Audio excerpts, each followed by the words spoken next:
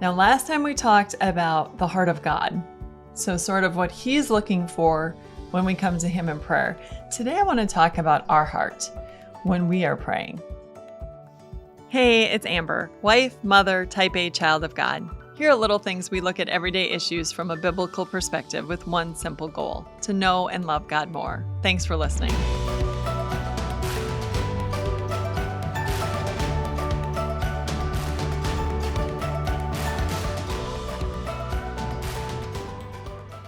And I recently was with a friend. We were at a conference, and before we went downstairs for the day to get started in a whole day full of breakout sessions and all kinds of learning, I said to her, I just really want to look at Jesus. I really want to spend a little time with Jesus. So I opened my Bible to Mark chapter 5, because I knew if I got to the Gospels, I'd see Jesus. And we read this account. And as I was reading, I kept stopping and making little comments like, did you notice this? Do you see this?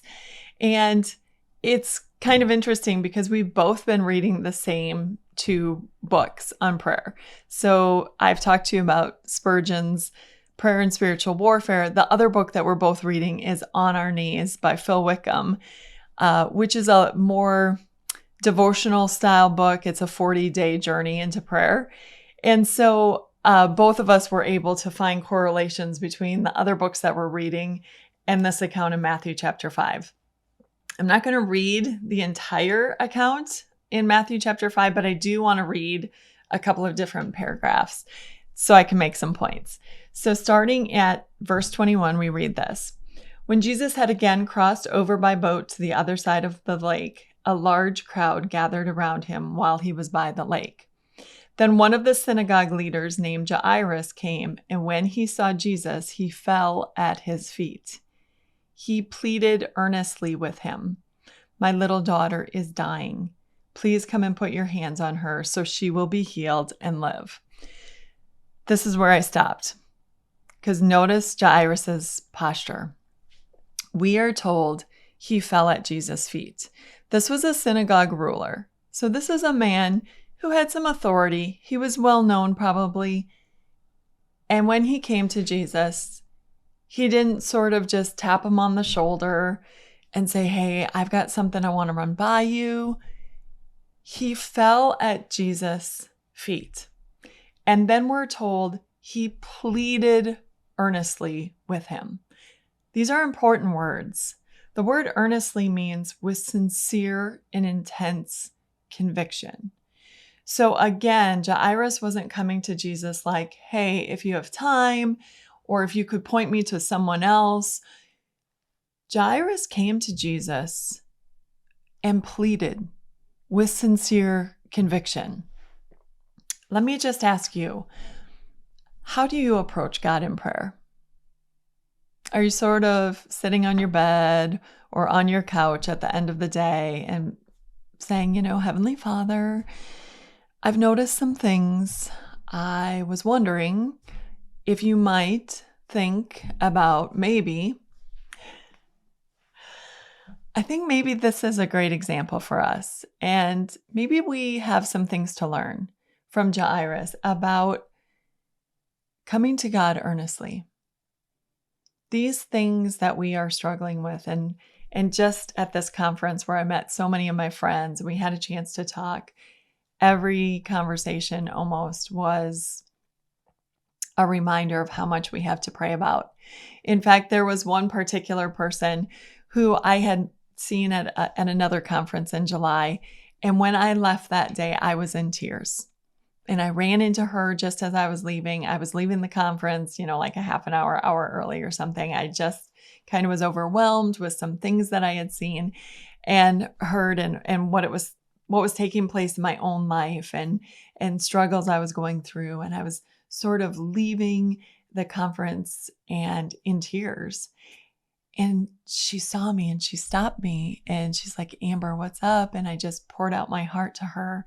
And she said to me, "Amber, you've just made it to the top of my prayer list." Here we are several months later, 6, 7 months later, and she's going through a door, I'm going through a door, and we just run into each other. And I said, "Hey, how are you doing?" And she went, "I'm about ready to throw in the towel, blah, blah, blah, blah, blah, blah, blah."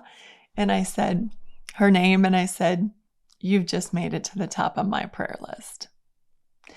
When we have these struggles that are tearing us up, that are overwhelming us, that we know we can't deal with these things, right? Earnestly, we need to throw ourselves at Jesus' feet, knowing that we've already come to the point of recognizing there's nothing we can do to fix this. Like I've tried. And at this point, I just need to say, "Jesus, this is yours. And if it isn't for you, I'm lost and I can't do anything about it."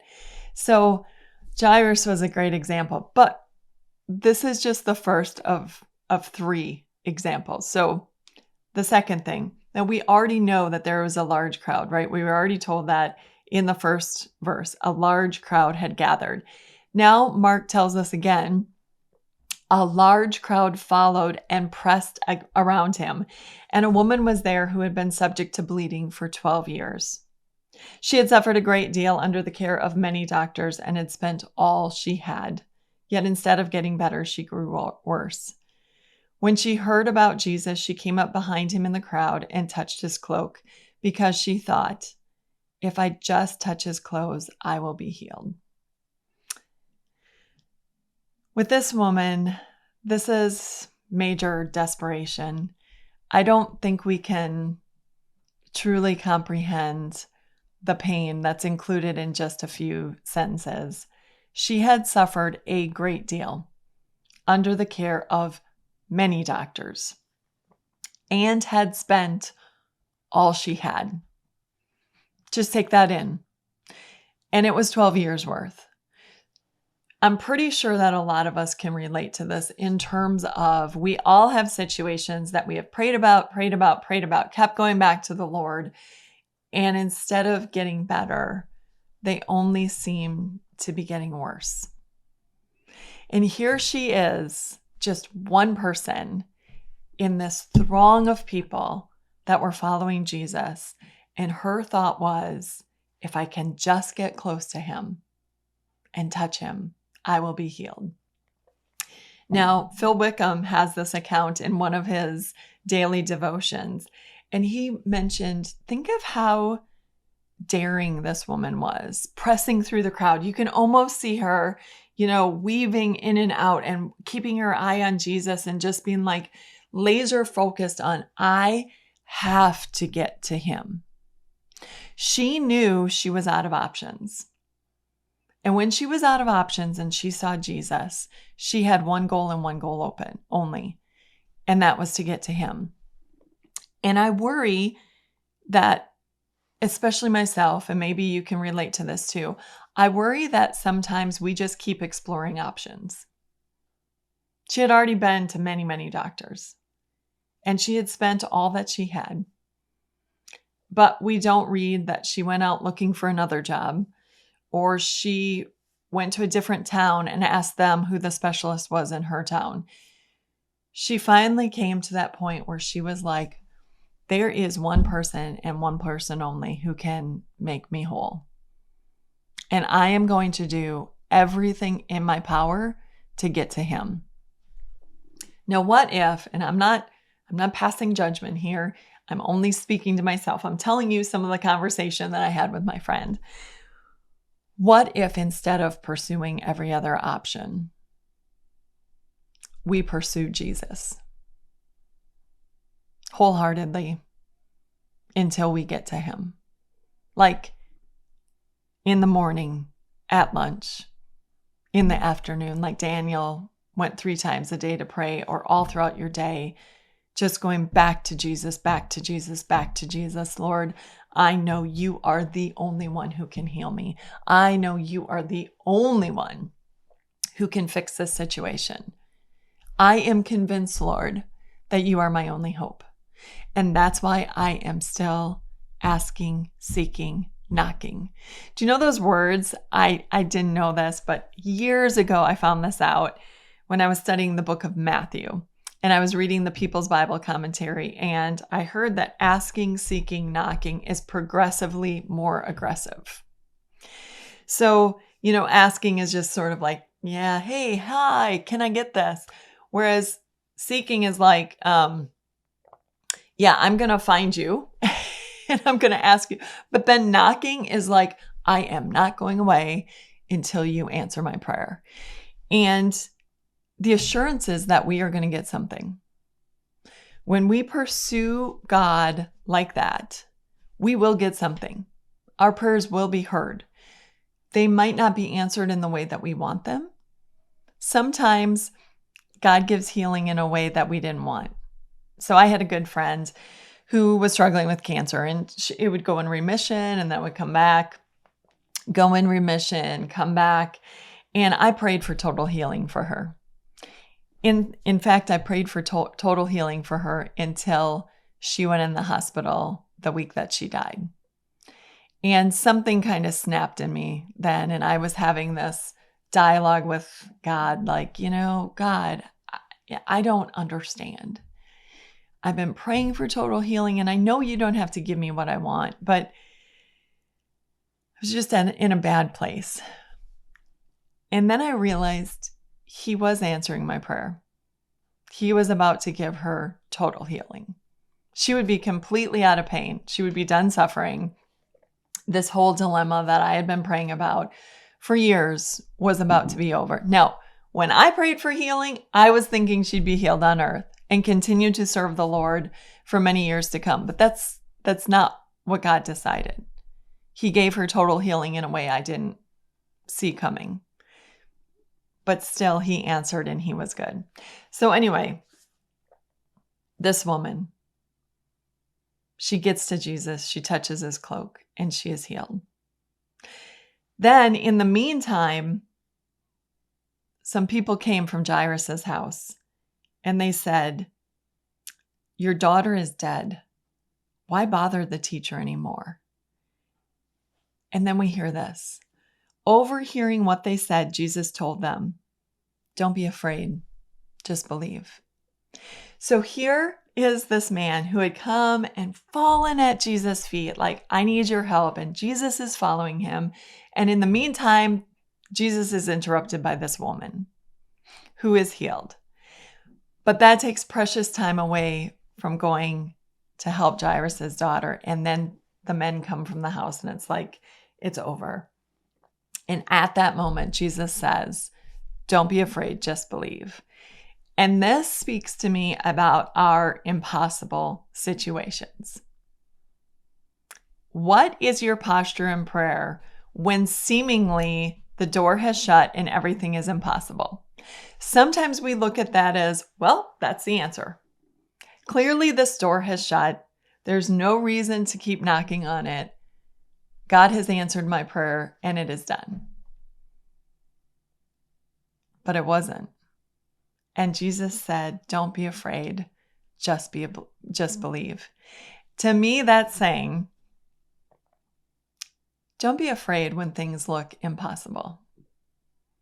Because we serve a God who's very able to make the impossible possible. And that's what I told this woman who was coming through the door just as we met that day at the conference. Because she told me about this situation and how she had been trying and trying and trying, and it kept being a dead end. And I said, wow, that sounds impossible. Let me tell you what I just read in the Bible.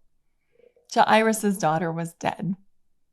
That seems pretty impossible. And yet Jesus said, don't be afraid. Just believe. Let me tell you another situation that seemed impossible. God gives us all kinds of them in the Bible. I mean, there's the Red Sea when his people get to the Red Sea and the Egyptians are behind them. There's a Red Sea in front of them. You've got David and Goliath. Goliath is this massive man who, by all, anybody who's sitting there looking, it's impossible to defeat this guy, right? But yet with God. David, this little scrawny guy, did.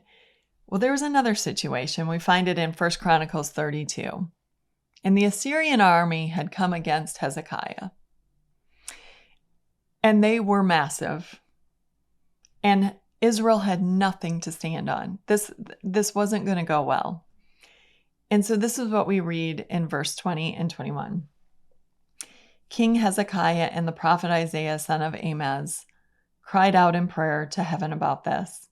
And the Lord sent an angel who annihilated all the fighting men and the commanders and officers in the camp of the Assyrian king. So he withdrew to his own land in disgrace.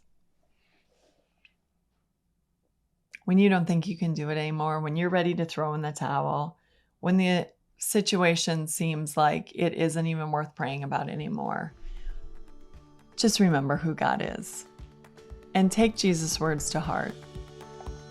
Don't be afraid. Just believe. So what do we learn about the posture of our heart when we go to God in prayer? Utter humility. Jairus came and fell at Jesus' feet. He wasn't even trying to be important.